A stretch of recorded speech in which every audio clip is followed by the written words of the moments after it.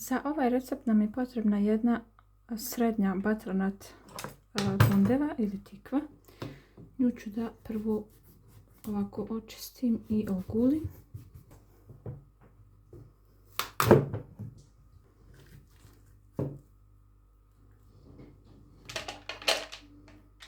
Sjeme ću sačuvati, osušiti, pa ću da probam da posijem u baštu.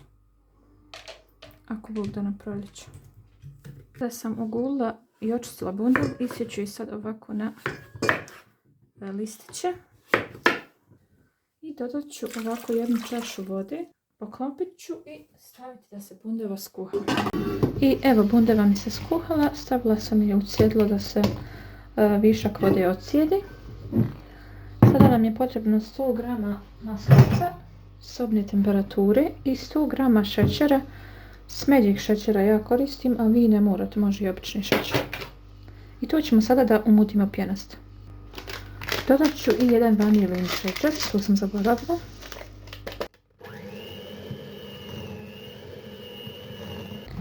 I kada sam umutila maslac, dodat ću 2 jaja. Svi sastojci treba da budu sobne temperature, da bi se smjesa onako bolje povezala.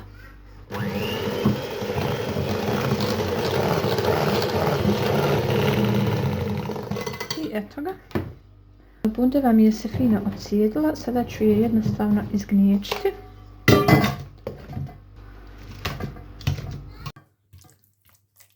I evo vidite, sada smo dobili pire od bundeve. To dodajemo u tijesto koje smo prethodno mutili.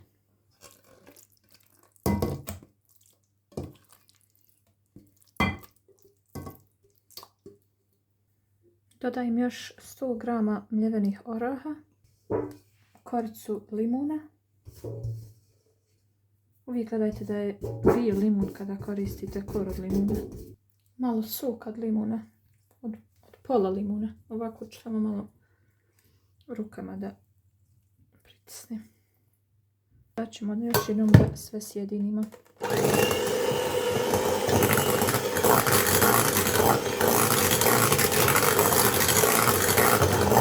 Sada ću dodati prašak za pecivo i 200 g brašna. I još jednom sve sjedinimo.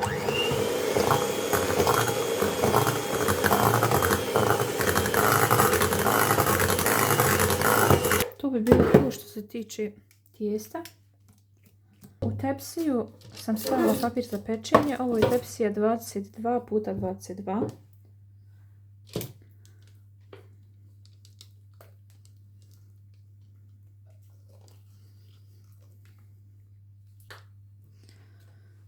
Rasporedite smjesu ravnomjerno po tepsiji.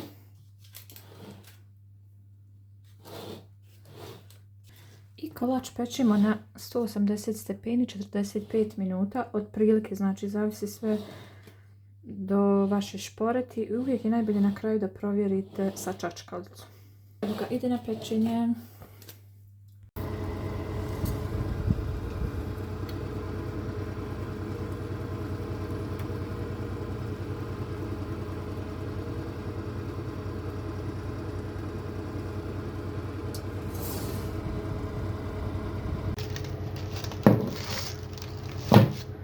I evo ga, kolač je pečen. Ostavit ću ga da se ohladi. I dok se kolač hladi, ja ću da istopim 100 g čokolade sa malo vrhnja.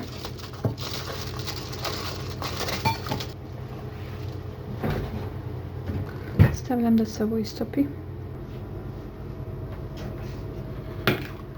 I evo, kada se fino sve sjedinilo i stopilo, tu ćemo da prelijemo preko kolača. Bismillah.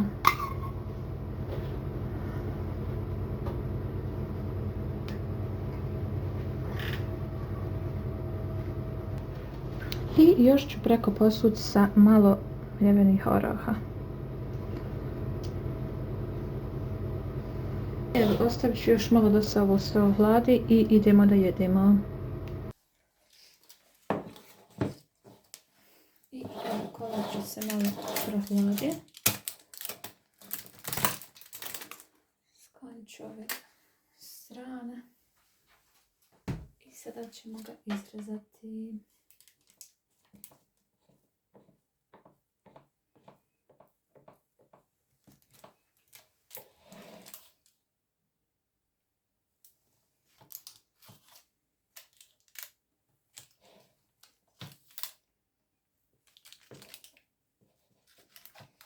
Kolač je veoma meka.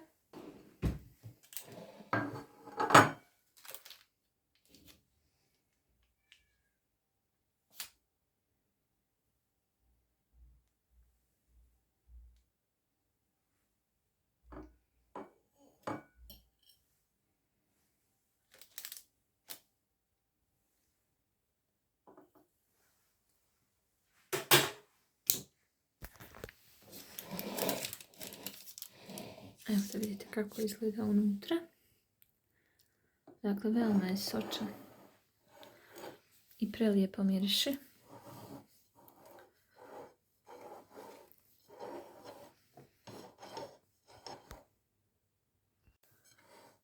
I sada naravno da probamo.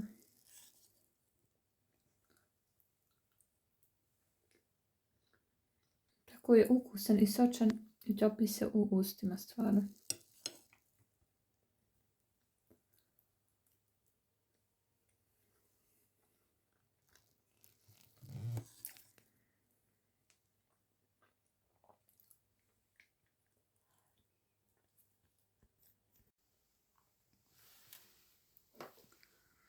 Ovo sočno i preukusno zadovoljstvo morate jednom probati.